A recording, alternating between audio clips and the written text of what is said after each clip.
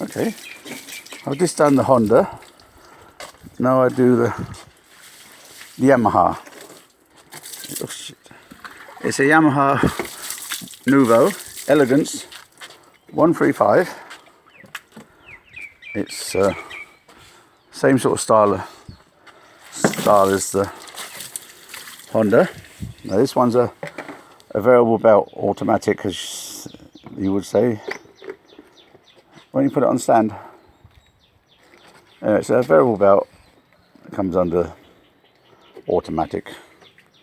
So 135. Now this is in my opinion, it's a nicer bike to ride. It becomes part of you when you're riding it. Like when you're driving it, it goes around corners a lot better than the Honda. It's a lot faster than the Honda. I mean, these do 120 kilometers an hour, 75 mile an hour, no problem at all. The drawback is they use these have got carburetors, not injection. The drawback is they're a little bit less on petrol. On a good day, you might get 35 kilometers for 1 litre with the petrol, and I'm using 95 gasohol, the same. You can use 91, but it's more or less the same price as 95, so I've always used the 95. This one's done about 65,000 kilometers, and the engine's lovely. The bike's got a few rattles, bangs and rattles. The roads around here, I'm in the jungle, the roads around here are very bumpy, and it's got rattles because the bearings in the steering are pretty much gone. The plastic doesn't rattle too much, except we had a new brake cylinder in here fitted in the bike shop. He didn't know there was a screw under here to take this bit off. Under this bit there's 2 more screws. The chappie in the bike shop was only about 16 years old. The boss said, oh, he's got to practice. And I said, well, has he got to practice on my bikes? And he said, yes. I thought, okay. Anyway, so that's hence the cable tie, because it just rattles. Because he didn't know there was a screw. Then you take this bit off, and then there's 2 other screws under there.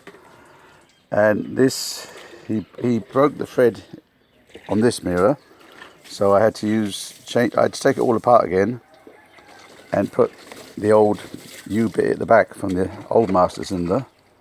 This is the copy old shit they use. And yeah, I'm a mechanic more or less by trade.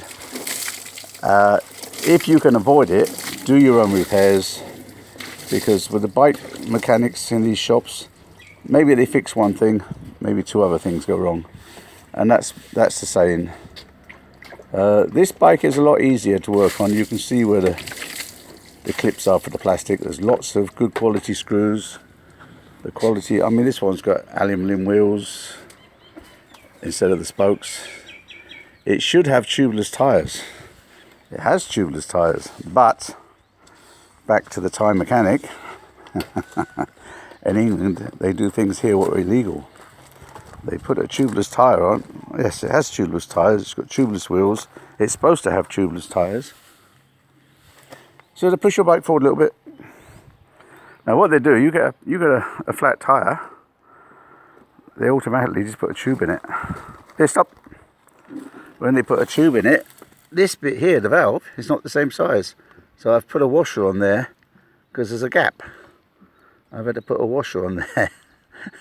Otherwise the tube's going to come out like a balloon and burst. So, but the problem with tubeless tyres on a small bike, and I know what I'm saying because I used to own Auto Tyres in England. I used to own the company. I started the company Auto Tyres in England. I owned this company. So I actually know what I'm talking about. Although I didn't do many bike tyres, and that's how I know it's illegal to put a tubeless tyre, a tube in a tubeless tyre. It's not, the tyre is completely different. But you put a tube, you got a hole in a tyre, you put a tube in there, it's okay, but you've got to worry about the tube coming through that hole. If it's a very tiny hole, it shouldn't be a problem. But the worst thing about a tubeless tyre on a small motorbike is when you fitted the tyre, is to get the air in it. Unless you've got a thing that blasts the air in, it's hell of a job to get the tyre to seat if you haven't got big high pressure. Doing it with a hand pump, don't think you're going to get the air in on a tubeless tyre when you've just fitted the tyre, because if it doesn't seat, the air just comes out as fast as it goes in if it doesn't seat on the wheel. So, yep. But yeah, apart from these, they're nicer to drive than the Honda, because it's a bit like an Italian car, I suppose. They use a lot more petrol, but they're faster. And they're easier to work on. But in this village here, there's only 3 of these. There's one which is literally fallen apart, which has never seen a garage. There's this one here. And there's this one here. So these bikes are not in the village. The only ones I have in here. I brought the bikes from Pattaya. I rode them both here. So they're much. I hold it. I take all this out. But yeah, they're much better quality bikes. But they say they use more petrol. Who cares? So here's my other one getting a nice little wash. And the new back tyre there. This one so let's go back to the tyres. This one's a tubeless, but it had a hole, and I got the bits to repair it. The thing you push in for the lorry tyres, you know, the strand of stuff, and unfortunately you have to make it the hole bigger to get this rubber in there, which actually makes it worse. I still have to pump it up once a week, but it's just about bald now, so I leave it until I get a new tyre. So yeah, and on this the tyres last longer. This one I've had 3 years. I haven't done many kilometres on it because this one just stays in the village and does the running around. But the tyres have done about 10,000 k. The front one I put on it when I got it. This one was already on it, and the front one's only half worn, so I would expect to get 18,000 out of the front one. Now these bikes, they have this. The speedo's okay, fuel gauge is okay. That's just a bit of nail varnish I put on there to try and keep the sun off. This is the mileometer and the temperature gauge.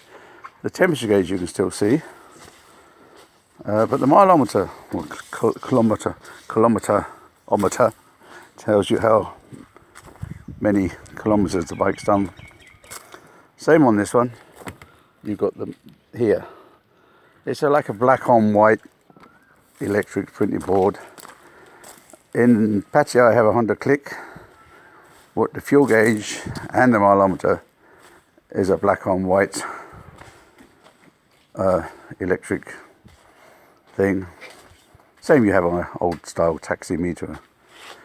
Now, if you park it in the sun too long, like more than an hour, 2 hours, it will just go. There'll be nothing there, you can't see nothing. And bear in mind these bikes are sold in Thailand. What's the odds of having a sunny day in Thailand? Is that lack of thought or? But I look at a lot of the Honda Waves and a lot of the bikes. Anything over 2 or 3 years old, it's the same. It's gone. Park it in the sun, it's gone. Lack of thought, I just don't know. There's got to be a better design, but they're still using this design. I don't understand the Thai way of thinking, and I never will. I nearly said something nasty, but yeah, I've stopped all that. So, this one, believe it or not, on the speedo, whether or not the speedo's accurate, this one will do 125 kilometers an hour without too much trouble. It's only done 26,000 kilometers, and again, it's it's a pretty nice bike for 10-year-old, but it hasn't had the use. I've had races with the 155, the Aero 155. Yes, they are more acceleration, but on the top speed, I haven't lost a race against one yet. So they bottle out a little bit before 125 from what I've seen, unless you've modified them with the control box. But there again, they're injection, and the trouble with injection bikes, they've been screwed down on the emissions so far that it's makes it slower. They're more economical, the 155. It does the same as the Wave, but they've screwed them down on the speed. So that's it. This one again, I had the box. This one I had to make the bracket. Well, there was a Honda 155 CBR, and I had to modify the bit there with the welding, a bit of metal on. So yeah, I like to drive this one, so, especially when it's nice and clean. So, look at that, lovely. It's same new. For me, it's same new. There's my carport. I made that for my car. My lovely carport. It had this green stuff. This was all around the sides to stop the sun getting in. I had a lovely, lovely, lovely Toyota pickup truck. I brought it from brand new. I had a problem with the bank, and I put money in the bank, and when I went to take some money out, the bank was empty. The bank manager had stolen all my money. He's in prison now, apparently waiting. There's a court case going on, so I can't say too much about it. But I did have nearly 15 million baht in the bank. Now I have nothing. Absolutely brassic. So absolutely skint. So if anything comes back, which is doubtful at the moment, I want to buy another car, because to me it's dangerous going Pattaya to Nong Ding Dang, 200 miles. Thank you, darling. 200 miles on the bike, and with the rainy season coming up, I'm just not looking forward to it. I used to do it all the time. I'm 65 years old, nearly 66 years old, and I'm just not looking forward to it anymore. So, although I have a nice house and a nice wife and a nice garden and some cats, I have no transport. From where I live here, I'm right in the jungle, I have to go just over 50 kilometers to the nearest Tesco, to the nearest shop. I got the market, but I don't like all this. I like proper shop food, and there's only so much you can get in the market. So once every 2 weeks, I have to go to the big shop, supermarket, and I can take either of these two bikes. Hence the bags on. I have a lot of cats, so I have to buy big bags of cat food. I can save at least 200 baht on a big bag of cat food if I go to Nam Rong.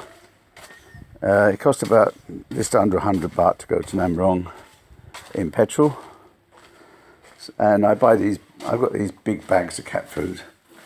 So if I take my wife, I can only buy a 10 kilo. If I go alone, I can put 20 kilo on the back seat.